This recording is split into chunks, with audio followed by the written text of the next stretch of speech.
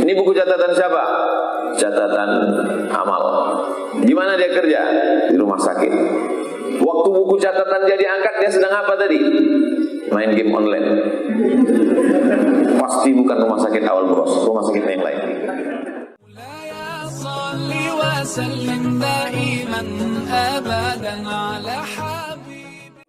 Anak raja memakai katun dipakai di musim pandemi. Saya tidak lagi berpantun, sudah dibawakan oleh Dr. Jimmy. Yang saya hormati Direktur Utama, CEO, Komisaris, Bapak Ibu, hadirin hadirat yang besar tak dibawa gelar, yang kecil tak disebut nama. Insya Allah kita semua dimuliakan Allah Subhanahu Wa Taala. Amin ya Rabbal Alamin. Judul kita memaksimalkan ibadah di era pandemi COVID-19. Mudah-mudahan yang datang ini cuma COVID-19, jangan lagi COVID-2021 dari 1, 2, 19 aja pun kita udah kacau banget. Tapi jangan sampai tidak beribadah karena COVID-19, ini bahaya. Kau udah setor uang kurban? Nah, belum. Kenapa? Karena COVID. Nah, jadi kata COVID, aku memang salah, tapi tak sampai begitu, betul. Sikit-sikit COVID, sikit-sikit COVID. Nah, jadi COVID liang lahat baru tahu. Oleh sebab itu maka sebetulnya tidak ada alasan untuk membuat kita tidak beribadah karena COVID. Karena Islam ini semuanya bisa ditawar. Yang harga mati itu cuma NKRI. Puasa misalnya. Kalau ada yang tidak bisa puasa, faman kana minkum maridhan, siapa yang sakit, au ala safarin, atau musafir, bisa ditawar, fa'iddatum min ayyamin ukhar, ganti di hari yang lain. Kalau di hari lain juga nggak bisa diganti, Ramadan nggak bisa, Syawal nggak bisa, Zulqa'dah tidak bisa, Zulhijjah tidak bisa. Fidyatun ta'amu miskin, bayar fidyah. Jadi tidak ada cerita. Bahkan hukum tertinggi sekalipun dalam Islam, hukum mati itu bisa dibayar dengan syarat keluarga ahli waris mau memaafkan. Makanya kalau ada niat-niat membunuh, tanya dulu ahli warisnya. Faman ufiya lahu min akhihi syai'un, kalau keluarganya mau memaafkan, fattiba'un bil ma'ruf, bisa dibayar dengan 1000 dinar. Dinar itu koin emas, beratnya 4,25 gram. Ya lebih kurang 3 juta lah. Kata orang 3 juta, tapi karena kita udah lama kenal 3 juta aja. Jadi kalau 3 juta kali 1000 sama dengan 3M, 3 miliar bisa dibayar. Jadi orang kalau paham di hukum Islam, dia menjadi mengerti dan tidak merasa sudah melalaikan ibadah. Waduh, saya dosa besar betul saya Pak Ustaz. Kenapa? Sudah enggak sholat Jumat 3 kali. Nampaknya saya ini sudah kafir Pak Ustaz. Enggak. Sholat Jumat itu bisa diganti sholat zuhur. Sholat zuhur pun tak bisa Pak Ustaz. Kenapa? Karena saya tidak bisa berdiri. Sholat duduk di kursi. Duduk pun tak bisa. Berbaring. Berbaring miring ke kiblat pun tak bisa. Terlentang. Pakai isyarat mata. Mata pun tak bisa berkedip. Mati je lah. Artinya apa? Ini kita bahas satu persatu karena mendekat dengan Idul Adha, maka saya bahaskan dulu hadisnya dalam Sunan Nasai. Diriwayatkan dari istri Nabi namanya Hafsah. Hafsah ini kakak Abdullah bin Umar, anak Umar bin Khattab, anak khalifah kedua. Nabi tidak pernah meninggalkan puasa ayyamil ashri. Ayyam artinya hari, ashri 10 hari pertama bulan Zulhijjah. Nabi tidak pernah meninggalkan puasa itu. Hadis ini ada kontradiktif sedikit, tapi sebagian ulama memakai hadis ini dalil puasa 10 hari di awal Zulhijjah, dan itu insya Allah jatuh pada tanggal 22 Juli hari Rabu depan. Jadi kalau ada karyawan, dokter, keluarga besar rumah sakit Awal Bros yang terbiasa, mana tahu terbiasa ganti-gantian makan siang bayarnya hari Rabu, Beruntunglah yang Rabu ini. Kalau Rabu depan kan, mana tahu ada tradisi begitu. Maksud saya digeser aja ke Selasa. Karena Rabu depan itu sudah mulai bagus puasa. Ibu-ibu bagus puasa. Karena pertumbuhan itu ke atas. Bukan itu alasan puasa. Mengganti puasa yang tinggal kemarin 7 hari di bulan Ramadan. Kemarin sudah diganti di Syawal, niat sudah Pak Ustaz, kue hari raya banyak, tamu tak datang. Maka diganti di Zulqa'dah. Niatnya nanti hari Selasa, ingat, contreng itu kalender. Hari Rabu saya niat qadha. Malam Rabu itu saya niat qadha puasa besok. Mestinya suami-suami ini mengingatkan ibu-ibu supaya mengganti puasa. Tapi kalau suaminya tak ngaji, namanya Fir'aun. Inilah yang bahaya. Maka ibu berpuasa pun disuruhnya batalkan. Apa kok puasa-puasa? Batalkan. Tapi ini mengganti bang, gara-gara kemarin hamil, ya puasa. Nah, ibu balas juga. Ini tanggung jawab engkau karena dituntut di hadapan Allah kalau tidak mengingatkan puasa. Man mata, siapa yang mati, wa alaihi siyamun, punya utang puasa, soma'an waliyuhu, ahli warisnya wajib menggantikan puasanya. Kenapa Ustadz sudah 2-3 kali nyebut ibu-ibu mengganti puasa? Karena ibu yang tinggal puasanya kemarin 7 hari, rupanya bapak-bapak 17 hari. Ini banyak pula lagi. Bapak-bapak tak ada alasan tak puasa. Oleh sebab itu puasa. Ini motivasi supaya dengan mengqadha otomatis dapat 3. Qadhanya lunas, dapat pahala puasa sunat dan dapat pahala puasa sunat Kamis. Pas hari keduanya nanti Kamis. Jadi siapa yang puasa hari Kamis nanti, qadha lunas sehari, dapat pahala puasa sunat awal Zulhijjah, dapat pahala puasa Kamis. Kamis dapat, Senin dapat. Apa sih keistimewaan puasa hari Kamis? Hari Kamis amal yang sepekan dicatat dari mulai Jumat, Sabtu, Ahad, Senin, Selasa, Rabu, Kamis diangkat, ditunjukkan kepada Allah. Allah bertanya kepada para malaikat. Allah bertanya bukan Allah tak tahu, Allah Maha tahu. Allah mau kasih tahu kepada malaikat. Ketika buku catatan amal hambaku ini diangkat, apa kerja dia tadi? Ini buku catatan siapa? Catatan amal. Di mana dia kerja? Di rumah sakit. Waktu buku catatan dia diangkat, dia sedang apa tadi? Main game online. Pasti bukan rumah sakit Awal Bros, rumah sakit yang lain. Begitu yang dibawa buku catatan orang Awal Bros. Apa kerja dia? Dia puasa sunat, mantap. Kenapa dia tetap bertahan puasa? Karena kawan belum ada ngajak makan siang. Bapak Ibu yang dimuliakan Allah Subhanahu wa taala. Jadi saya mengajak untuk melaksanakan puasa sunat, membayar qadha. Yang tidak bisa puasa, jangan bersedih hati. Karena kita tidak bisa membatasi amal dari satu pintu.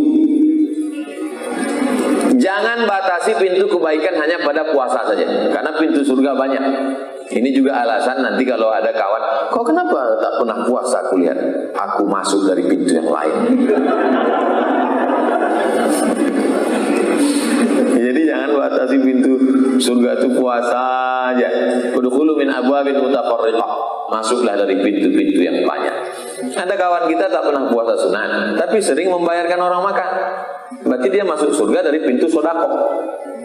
Ada juga masuk dari pintu jihad. Ada juga masuk dari pintu, banyak pintu, sampai 7-8 pintu. Oleh sebab itu maka kalau tidak bisa puasa, hari Rabu nanti banyak-banyak sholat sunnah.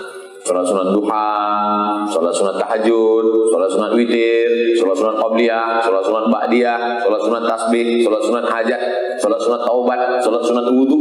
Banyak sholat sunat. Sempatkan, karena sampai waktunya nanti kita tak sempat. Ibadah ini kalau menunggu waktu lapang tak akan bisa. Saya lagi kerja Pak Ustaz, nantilah insya Allah kalau udah pensiun makin sibuk. Apa yakin malaikat maut datang setelah pensiun? Malaikat maut datang bukan nengok SK, bukan nengok akte kelahiran. Dan kita masalahnya nggak tahu jadwal dia tahu jadwal kita. Nah ini yang bahaya. Oleh sebab itu sempat-sempatkan pagi sebelum berangkat ke awal uros, ambil wudhu, sholat duha. Sholat duha sudah bisa masuk waktu maghrib. Mudah cara ngukurnya. Kalau waktu maghrib di Pekanbaru 6.30, sekarang maghrib di Pekanbaru 6.30, maka duha sudah bisa 6.30 pagi. Jadi kalau ibu berangkat jam 7 dari Panam, jadi Tenayan, dari Simpang Bingung, simpang yang sampai sekarang belum mendapat hidayah. 7 jam dari situ baru dapat kebenaran. Simpang benar di Rokan Hilir. Mohon maaf yang tinggal di Simpang Bingung. Nah, jadi dari manapun datang mau ke awal uros, sholat sunat duha. Usolli sunat duha raka'ataini lillahi ta'ala. Allahu Akbar. Iftitah Fatihah wa duha. Wa duha tak apal alam nasroh. Alam nasroh tak apal yang lama-lama lah kul. Habis itu rakaat kedua Qul falaq, kalau tidak juga Qul binas, tak juga Qul balik. Tidak apa-apa. Bukan dia wajib membaca ini sunat. Habis itu istighfar agak 2-3 kali, 10 kali. Astagfirullahaladzim, astagfirullahaladzim. Berzikir, lindungi aku ya Allah. Aku mau mencari nafkah yang halal nih ya Allah. Aku mau memberikan anak, istri, keluarga makanan yang baik-baik supaya mereka menjadi hamba Allah soleh-solehah. Itu ibadah.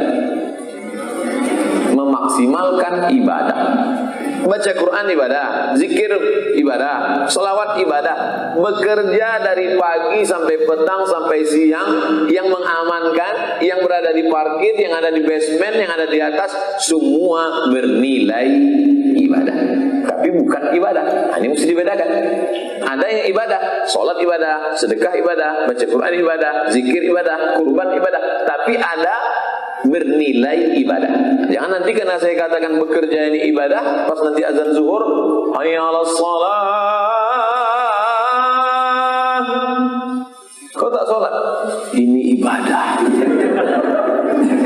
Karena sholat itu ibadah mahdah, pure, murni ibadah.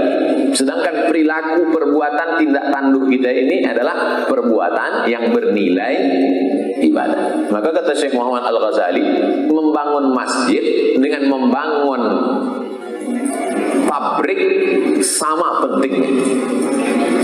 Itu kata Syekh Muhammad Al-Ghazali, ulama besar dari Al-Azhar Mesir.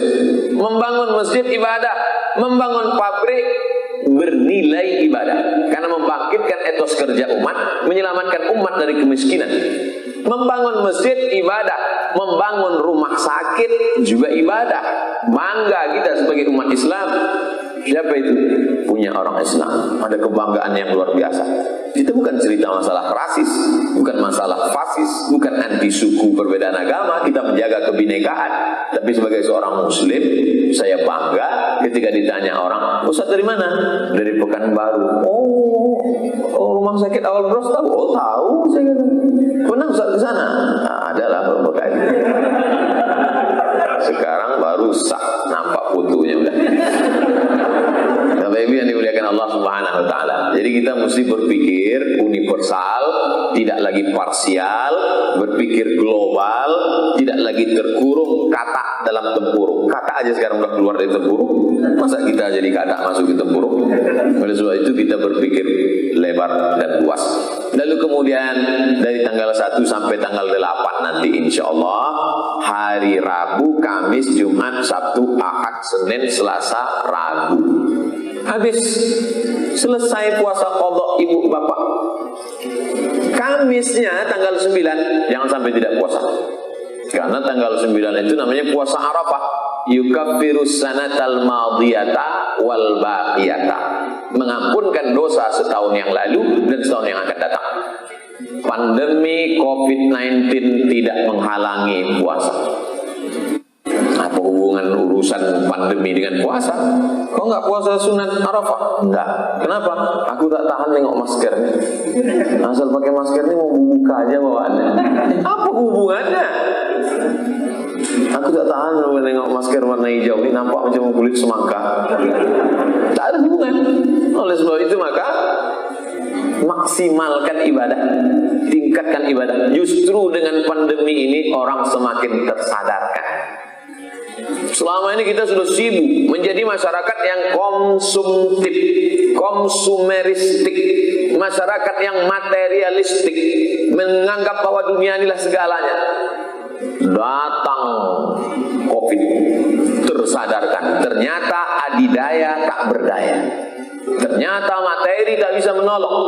Ternyata orang yang tinggal di istana Saudi Arabia yang begitu ketat, hebat, kerajaan ditembus oleh COVID yang tak terlihat. Maka manusia sadar, banyak yang stres, ada juga yang stres bunuh diri. COVID pun heran, aku belum datang, kau udah bunuh diri gitu. Tapi orang Indonesia luar biasa. Orang Amerika stres, orang Korea stres. Di mobil yang mewah tak bisa tidur, di hotel yang megah berkelip-kelip tak tidur. Orang kita naik metro mini tak tidur. Sampai lewat pintu gang rumah. Tidur itu kan karena hati tenang. Makanya kalau ada jamaah tertidur dengar saya ceramah, biarkan. Berarti hatinya tenang. Masa orang sampai pergi ke rumah sakit konsultasi sama psikiater, psikolog hanya untuk tidur, tiba-tiba dia sudah tidur. Berarti dia sudah sampai pada substansi isi ceramah. Isi ceramah itu kan menenangkan jiwa kan? Ya ayyatuhan nafsul mutmainnah, wahai jiwa yang tenang. Orang sibuk tahajud mau tenang, orang sibuk berzakat sedekah mau tenang. Dia baru lihat wajah Ustaz sudah tenang. Ustaz inilah, itulah hai Ustaz Somad nih. Kita disindirnya ketawa kita, padahal diketawakannya kita pula. Kata jamaah, tak ada, saya ceramah itu tak ada niat sindir-menyindir tak. Saya termasuk Ustaz yang to the point. Tak pandai saya sindir-menyindir, karena beberapa kali saya menyindir, yang disindir itu tak datang pula. Sampai yang dimuliakan Allah Subhanahu wa taala. Habis tanggal 9 masuk hari Jumat. Di hari Jumat itu amal yang paling afdal. Tadi kata Pak Ustaz puasa 10 hari. Iya. Berarti hari Jumat itu nanti kan haram berpuasa Pak Ustaz. Puasa haram karena hari Jumat, puasa haram karena Idul Adha. Idul Adha tak boleh puasa, Idul Fitri tak boleh puasa, Ayam Tasyrik 11, 12, 13 tak boleh puasa, 5 hari tak boleh puasa. Betul. Tapi dapat pahala puasa karena dari sholat subuh sampai motong hewan kurban tak ada makan. Dari sholat subuh tak ada minum teh, tak ada minum kopi, tak ada minum susu, tak ada sarapan, tak ada nasi uduk, ayam penyet, ayam patah, ayam musang, ayam mati, tak ada. Sampailah kemudian menyembelih hewan kurban. Setelah hewan kurban disembelih, dibelah dadanya, diambil hatinya, dicuci bersih, hilangkan darah-darah itu najis, tak boleh makan darah. Dracula boleh. Setelah itu lalu kemudian disiram limau, yang tak paham limau jeruk, yang tak ngerti jeruk oranye. Lalu kemudian dibakar. Setelah itu Allah membarik lana fima razaqtana wa qina adzabannar. Itulah untuk mengambil barokah. Itulah makanan pertama. Apa yang kau makan dari subuh Idul Adha tadi? Alhamdulillah Pak Ustaz, inilah makanan pertama, sunnah. Tapi udah 2-3 batang asap tadi Pak Ustaz. Oh, tak bisa. Ini kita mendapatkan pahala puasa 10 hari. Inilah amal yang paling mulia. Ma min ayyamin, tidak ada hari, al-amalu shalihu fihinna ahabbu ila Allah. Beramal saleh pada hari itu lebih dicintai Allah min hadhil ayyamil ashri. 360 hari dalam setahun, tak ada yang lebih disukai Allah untuk beramal melebihi 10 hari ini, dan itu jatuh pada Rabu depan, seminggu lagi. Mudah-mudahan Ustaz Somad hidup sampai seminggu lagi. Oh, tak ada yang mengaminkan. Jamaah juga. Bapak Ibu yang dimuliakan Allah Subhanahu wa taala. Nabi mengambil kambing akranaini, bertanduk. Apa makna kambing bertanduk? Sudah cukup umur. Kenapa dilihat dari tanduknya? Karena kambing tak punya akte kelahiran. Bagaimana kita tahu kambing sudah cukup umur dengan tidak? Dari tanduknya. Amlahaini, putih bersih. Nabi itu dicarinya kambing yang sudah cukup umur supaya dagingnya empuk, enak dimakan. Dicari kambing yang putih bersih karena itu yang paling disayang. Tak ada warna hitamnya, putih semua. Itu yang disembelih. Jadi kemarin waktu acara streaming ada pertanyaan, Ustaz Somad, acara kemarin streaming dengan Juleha. Julehani juru sembelih halal. Ustaz Somad, di kampung kami, kambing itu sebelum dipotong, dimandikan dengan air bunga, dipakaikan kain putih.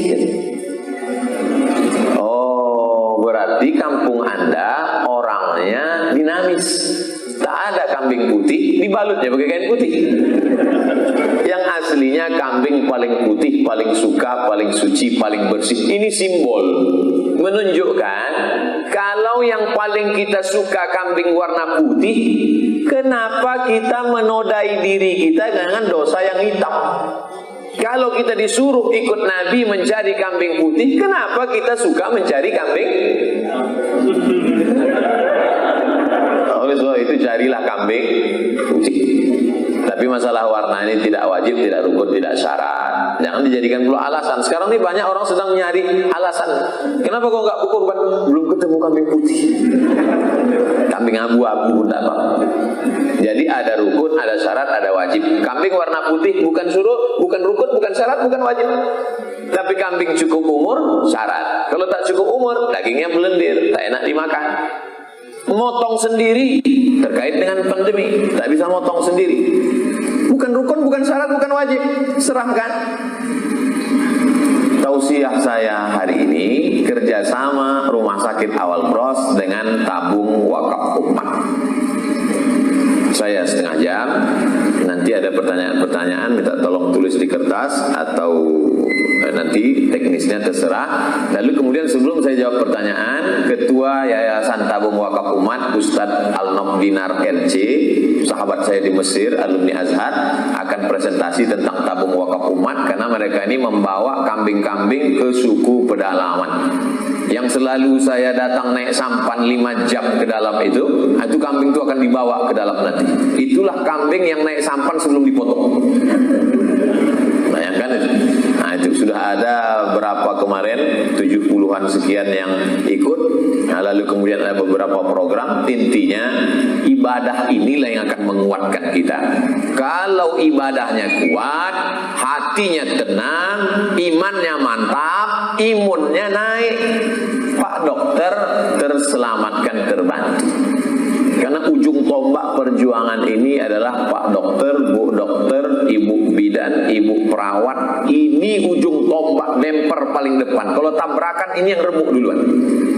Kalau saya ini kenal pot di belakang, kecuali ditabrak dari belakang.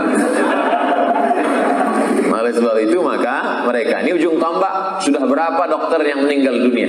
Saya ketika membaca dulu ada perawat meninggal dunia, pas mau dikuburkan tak diterima oleh orang itu, hampir saya banting HP itu. Untung ingat saya banyak nomor penting di situ. Bisa-bisanya dia bukannya membantu mendoakan.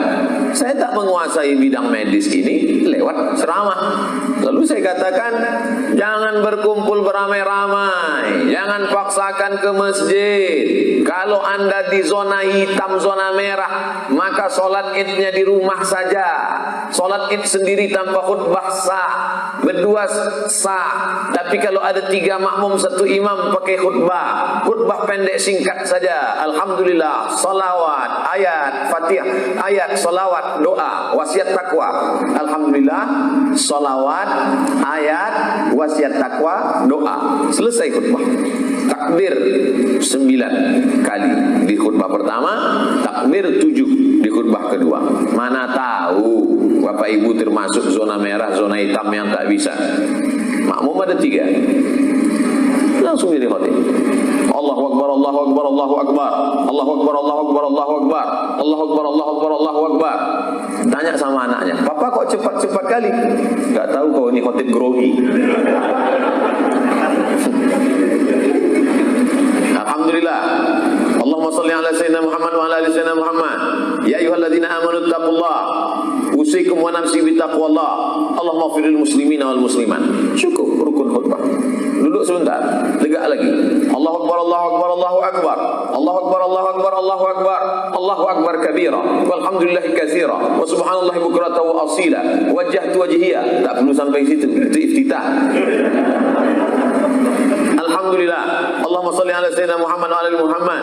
Ya ayyuhalladzina amanu taqullaha usikum wa nafsi bi taqwallah. Allahumma firil muslimina wal muslimat. Dah, selesai. Dapat pahala khutbah. Pandemi tidak mengurangi ibadah. Kuatkan hati dengan berzikir la ilaha illallah, la ilaha illallah. Jadidu imanakum, refresh iman kamu, tenangkan jiwa kamu. Jangan bersandar kepada manusia. Karena ketika gelap datang, bayanganmu pun akan meninggalkan diri. Bukan hadis Nabi, dapat saya di grup WhatsApp. Jangan bersandar kepada makhluk, bersandarlah kepada Allah. Serahkan semua kepada Allah. Saat gelap datang, jangankan kawan, sahabat, tetangga, kerabat, bayanganmu pun meninggalkan diri. Oleh sebab itu bersandarlah kepada Allah. Tapi jangan gara-gara ini lalu kita menjadi orang yang individualistik, memikirkan diri sendiri. Gimana? Jadi acara kita silaturahim saat gelap datang, bayanganmu pun meninggalkan dirimu. Itu tak betul juga. La yadkhulul jannah, tak masuk surga qati'ur rahim, orang yang memutus tali silaturahim. Yang sudah membayar uang kurban, alhamdulillah. Yang belum, bercobalah. Yang tak ada niat mau berkurban, na'udzubillah. Ustaz sendiri sudah bayar? Sudah. Kalau tak percaya, tanya ketua masjid Ibadur Rahman, Jalan Sukakarya, sebelum jembatan sebelah kiri. Siapa ketua masjidnya? Saya. Asa ketua masjid tak bayar. Kata panitia, Ustaz, kami masukkan nama Ustaz ya. Ya, saya transfer. Enggak apa-apa Ustaz, Ustaz di ujung-ujung aja. Saya ketua, harus memberikan contoh yang baik. Bayarkan, saya bilang. Berapa ini? 2,5. Kok mahal kali? Enggak ada diskon untuk ketua. Untuk akhirat minta diskon. La ilaha illallah Muhammad Rasulullah. Nabi Muhammad sallallahu alaihi wasallam mengambil golok, dia sembelih 63 ekor. Selesai 63 dia ambil golok, dia berikan ke Sayyidina Ali, potong Ali. Ali motong 37 ekor. 63 tambah 37, 100 ekor onta sendirian. Kita malah 1 ekor kambing kurus pula. 1 ekor sapi dikeroyok 7. Mau masuk surga sama Nabi Muhammad. Masukkanlah aku surga bersama Nabi Muhammad, ya Allah. Kata Nabi, aku 100 ekor onta sendirian, kau kurban arisan. Jadi kita ini kadang berdoa ini banyak nekatnya. Dan memang beramal ini mesti nekat juga kan. Ya, jadi sebenarnya saya ingin mengingatkan kita, mari kita berkurban, mari kita berwakaf, bersedekah, karena itu yang kekal abadi. Yang lain daripada itu tinggal, semua hanya tinggal kenangan semata. Tapi Pak Awaludin, Masya Allah, cerdas, smart. Siapa itu orang yang cerdas? Al-Kayyisu, orang yang cerdas, mandana nafsahu wa amila lima ba'dal maut. Ditekannya hawa nafsunya, dia beramal untuk kematian. Bangunnya masjid, mengalir pahala. Dibangunnya rumah sakit, terbuka peluang kerja, investasi, umat Islam bangga, banyak orang tertolong. Dibangunnya sekolah tinggi ilmu Al-Quran. Kakak kelas kami dari Mesir, S1, S2 Sudan, namanya Ustaz Amiruddin Dahat, pulang ditarik oleh almarhum membuat sekolah agama Islam. Belum lagi, itu yang besar-besar yang saya tahu, belum lagi yang dia tolong. Jadi kita hidup ini buat cita-cita sejauh mungkin, tapi orientasinya adalah akhirat oriented. Kalau dunia kau kejar, akhirat tak dapat. Tapi kalau akhirat kau kejar, dunia akan bersimpuh di bawah tapak kaki. Habis waktu 30 menit. Selanjutnya Ustadz Ketua Yayasan Tabung Wakaf presentasi. Setelah itu baru saya jawab pertanyaan-pertanyaan tadi. Sahabat-sahabat yang mengikuti program streaming, bingung saya mau menyapa kemana? Mana kamera yang streaming ini? Ini nampak macam pot bunga. Hai guys, keluarga besar Rumah Sakit Awal Bros, dari mulai Batam sampai ke kota yang paling jauh, ujung pandang. Kita bersama, jangan kemana-mana, jangan tengok pulsa, insya Allah dibalas. Terima kasih. Assalamualaikum warahmatullahi wabarakatuh.